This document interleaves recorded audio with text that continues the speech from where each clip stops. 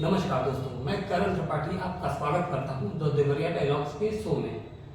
आज हम बात करेंगे अरब इजराइल संघर्ष पर, और हमसे इस विषय पे बात करने के लिए हमारे साथ मौजूद हैं कमल नयन चतुर्वेदी जी, जो हिंदू विचारक हैं और राष्ट्रीय स्वयंसेवक संघ के कार्यवाह रह चुके हैं।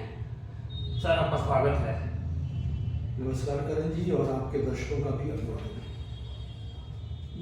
अरब इजराइल संघर्ष किस तरह से शुरू होता है, इसकी पृष्ठभूमि पर आपका क्या विचार है? देखिए, ये बहुत एक तो लंबा विषय है और इस पर कई पुस्तकें लिखी जा चुकी हैं, भारी भारी ग्रंथ लिखे जा चुके हैं। मैं आपको संक्षेप में बताने का प्रयास करता हूं। ये जो क्षेत्र है, इसको पैलेस्टाइन या फिलिस्तीन कहते थे, और यहां पर मुस्लिम आबादी थी। ये एक तथ्य है।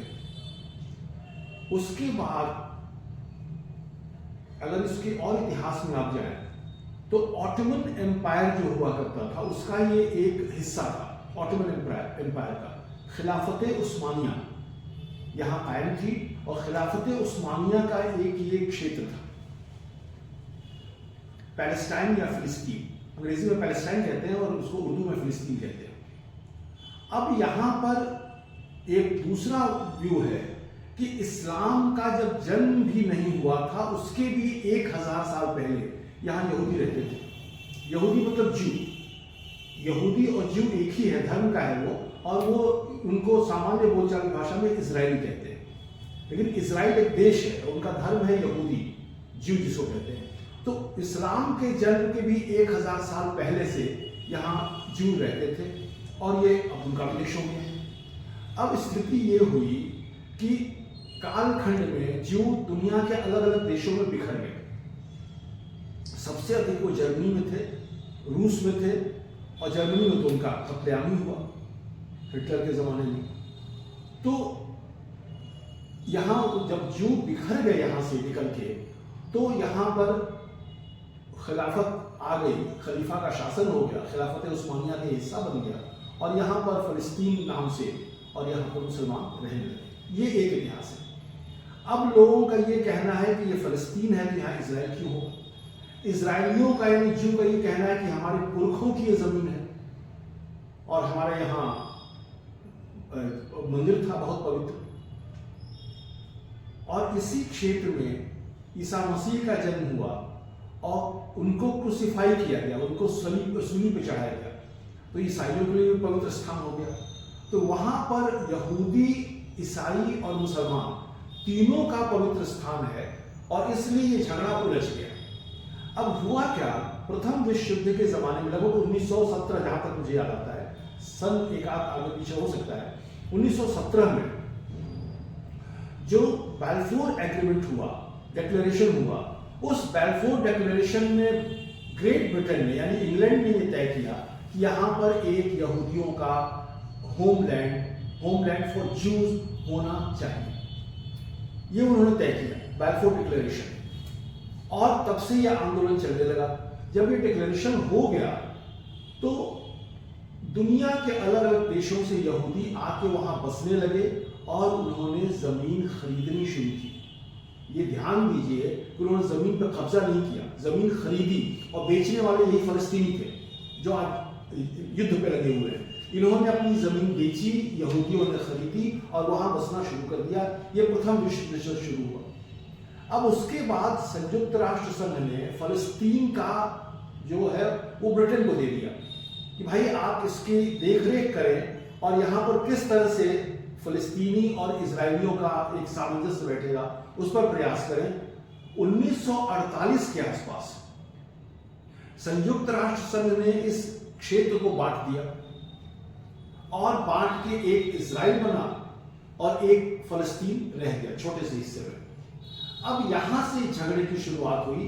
फलस्तीनियों का यह कहना था कि यहां यहूदी बसे की, इजराइल बना थी, और इजरायलियों का यह कहना है कि हमारे पुरखों का देश है, हम यहीं पर पहले थे। जैसे अगर कोई हिंदू ये कहे कि मैं भारत हमारे पुरखों का देश है, जिसमें गलत भी नहीं है।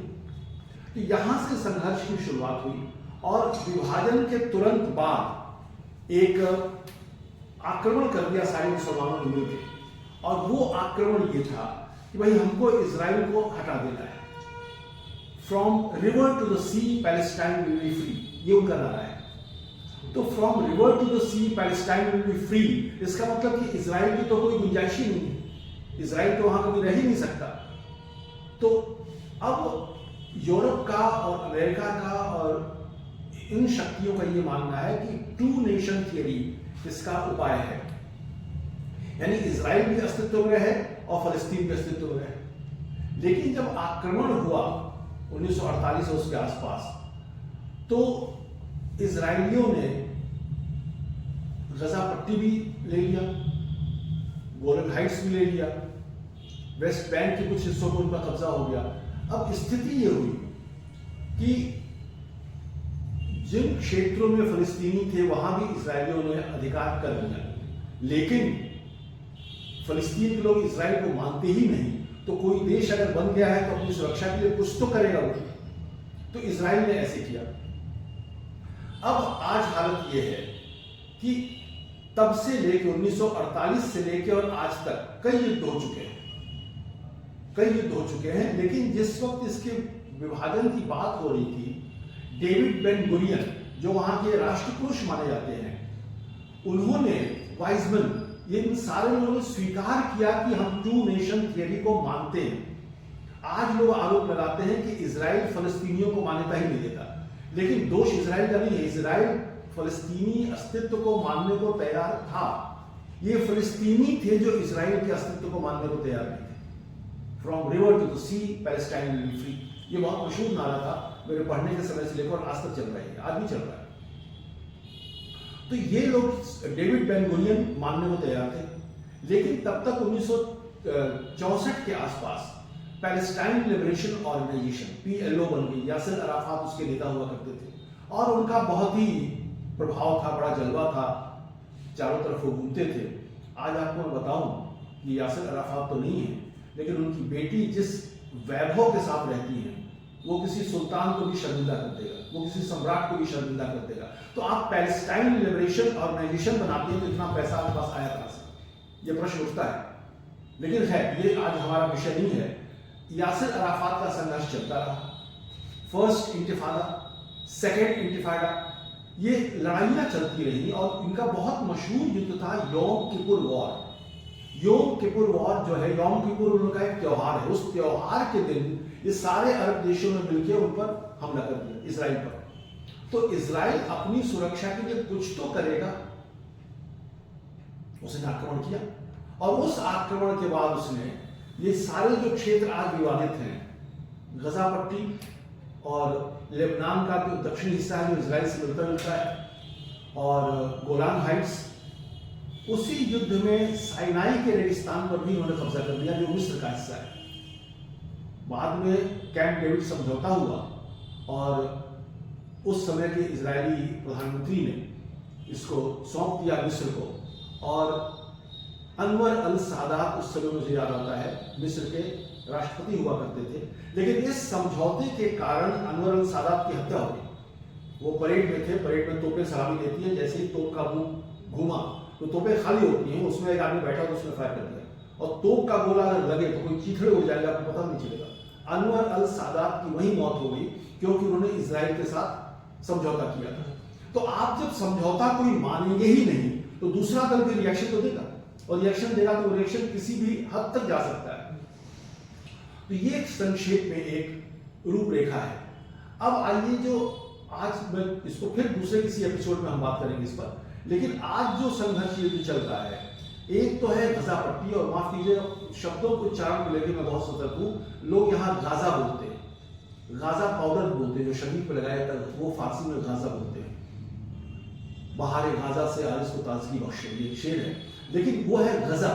तो गजा पट्टी पे सुन्नी है, लेबनान के दक्षिण हिस्से में जो इजराइल से लगा हुआ है वहां पर हिजबुल्लाह है, और इजराइल को लगे हुए जो सीमा है सऊदी अरब की, उसको क्रॉस करके यमन है, वहां पर हूती हैं जिनको हाउती भी कहते हैं, वो हैं, और ये तीनों इजराइल पे आक्रमण कर रहे हैं। अब आप इजराइल पे रॉकेट गिराएंगे, रॉकेट लॉन्चर से हमला करेंगे, मिसाइल अगर आप डालेंगे तो इजराइल क्या करेगा? फूलों की बारिश करेगा। तो उसको अपनी सुरक्षा का अधिकार है। अब इसमें हो सकता है कि आपको लगे कि इजराइल कुछ ज्यादा कर रहा है, लेकिन युद्ध में कुछ ज्यादा कम नहीं होता है। युद्ध में अगर यहाँ बम गिरा तो यहाँ अगर आतंकवादी हैं तो आतंकवादी तो मरेंगे ही मरेंगे। हो सकता है बगल के घर पर उसका असर पड़ जाए जो निर्दोष है, ये हो सकता है। तो ये संक्षेप में अरब इजराइल संघर्ष की पृष्ठभूमि है। कई लड़ाइयां हो चुकी हैं और लोगों को पता नहीं है, वेस्ट बैंक का जो हिस्सा है, वेस्ट बैंक पर पैलेस्टीनियन अथॉरिटी आज भी है। तो महमूद अब्बास उसके सर्वे सर्वा है। तो ऐसा नहीं कि पैलेस्टाइन नहीं है। इजराइल सिर्फ ये चाहता है कि आप हमको स्वीकार करें, हम आपको स्वीकार करने को तैयार हैं। लेकिन बाहर ये चर्चा है, जो ये वामपंथी और जो ये बहुत उदार लोग होते हैं, कि इजराइल मान्यता देने को तैयार ही नहीं। इजराइल मान्यता देने को तैयार है। वेस्ट बैंक में अभी भी पैलेस्टीनियन अथॉरिटी काम कर रही है। महमूद अब्बास उसके प्रमुख हैं, आज भी हैं वो। और अभी मोदी जी जब इजराइल गए थे, जब गली, तो वहां भी गए थे, वेस्ट बैंक में भी गए थे। और आपको आश्चर्य होगा कि इजराइल के हवाई जहाजों ने एस्कॉर्ट करके उनको वेस्ट बैंक में उतारा था।